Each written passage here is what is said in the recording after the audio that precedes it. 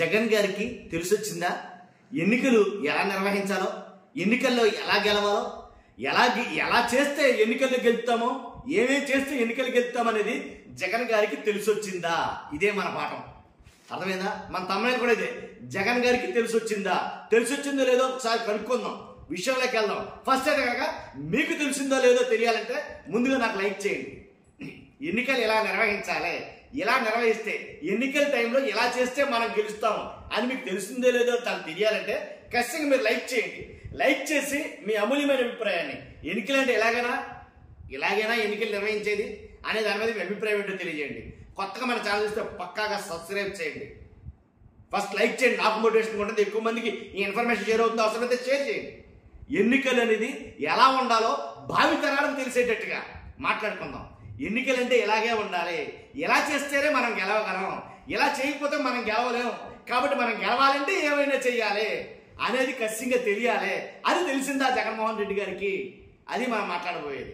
కాబట్టి ఎలాగంటే ఒక పంచాయతీ ఉంటే పంచాయతీ సర్పంచ్ అయినా సరే లేదా ప్రెసిడెంట్ అయినా సరే ఎవరైనా మనకు అనవసరం, ఫస్ట్ గన్నబెట్టి బెదిరించాలా. గన్నబెట్టి బెదిరించి సైలెంట్ కూర్చో అని అనాలా. లేదనుకో ప్రత్యర్థి పార్టీ వాళ్ళు ఎవరు ఉన్నారనుకో మనకు తెలిసిన డిఐజీనో ఎస్పీనో డిఎస్పీనో అలా పంపే, రే నా కొడక కాల్చి పడేస్తా అని చెప్పి ఈ రకంగా బెదిరించాలా. ఇవన్నీ తెలుసా జగన్మోహన్ రెడ్డి గారికి? తెలియకపోతే తెలుసుకోవాలి. అందుకే నేను అంటున్నా తెలిసొచ్చిందా అని. ఎన్నికలు ఎలా నిర్వహించాలి? ఓ 10 మంది ఊరు బయట నుంచోవాలి. ఎందుకంటానంటే ఓ 10 మంది ఊరి పొలిమేరలో నుంచోవాలి. నుంచున్న తర్వాత అటు నుంచి ఎవరైనా వస్తున్నారనుకో ఓటేయడానికి, ఎక్కడికి వెళ్తున్నారు మీరు అని అడగాల. అని అడిగితే ఓటేతకి వెళ్తామని అంటారు కదా. ఓటేయడానికి ఎందుకు వెళ్తారు మీరు? ఓటేయడానికి అవకాశం లేదు ఇక్కడ, ఇప్పుడు కాదు, ఎక్కడే అని చెప్పారు అలా. మరి ఎన్ని తెలుసా జగన్మోహన్ రెడ్డి గారికి? తెలిసొచ్చిందా ఇప్పటికైనా కనీసం? కాబట్టి ఓటర్ల ఎలక్షన్ అని అనగానే జంబ్లింగ్ చెయ్యాలి. పోలింగ్ బూతుల్ని జంబ్లింగ్ చేయాలి. ఎలాగా? అక్కడికే ఈ ఊరోడు వెళ్ళి ఆ ఊర్లో ఓటేయాలి, ఆ ఊరోడు వెళ్ళి ఈ ఊరిలో ఓటేయాలి. మరి ఈ విషయం జగన్ గారు తెలుసా? తెలిసొచ్చిందా లేదా? మరి అంతేకాదు, ఒక 20 మంది కూర్చోవాలా, ఒక టేబుల్ వేసుకోవాలా, ఆ టేబుల్ మీద వాటర్ లిస్టులు పెట్టుకోవాలి. వాటర్ లిస్టులు పెట్టుకున్న తర్వాత ఎదురుగా వస్తామంటారు. వచ్చినోడికి ఇదిగో ఇది వేసాయి, నువ్వు ఈ స్లిప్ పట్టుకెళ్ళి ఓటేసాయి అని అనాలి. వాడు ఒకవేళ ఏమంటే ఇదేమో 70 ఏళ్ళు ఓటు, 70 సంవత్సరాల వయసు ఉన్నవాడు ఓటు అంటున్నారు, నాకేమో 30 కూడా లేవు, ఎలా ఏమంటారు ఓటు అంటే ఎలా ఎవడో మళ్ళీ వేసేవా వెళ్ళి ఏదో వేసేసి దానికి ఆ సంవత్సరం ఈ సంవత్సరం అంటే వేసే పర్లా, నువ్వు రారా, నువ్వు ఇది తీసుకెళ్ళి ఓటేసాయి అని చెప్పే విధానం మరి జగన్ గారికి తెలిసొచ్చిందా? తెలుసా? కనీసం మీకైనా తెలుసా ఎన్నికలు ఎలాగ నిర్వహించాలని? తెలుసో తెలియదు. మరి నాకైతే కనుక తెలిసింది.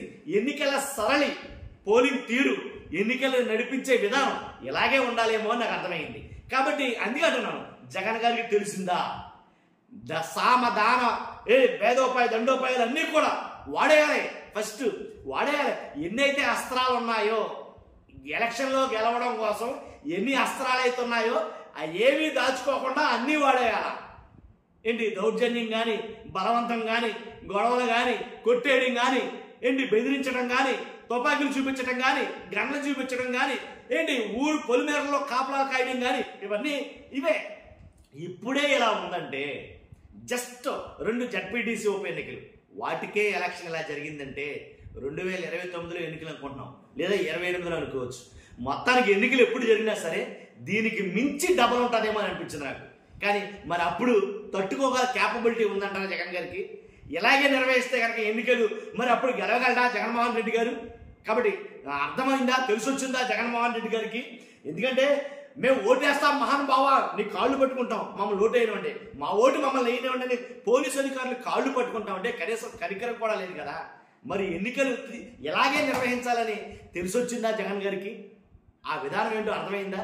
పోల్ మేనేజ్మెంట్లు, లేకపోతేనేమో సంక్షేమ పథకాలు, ఇవన్నీ కాదండి.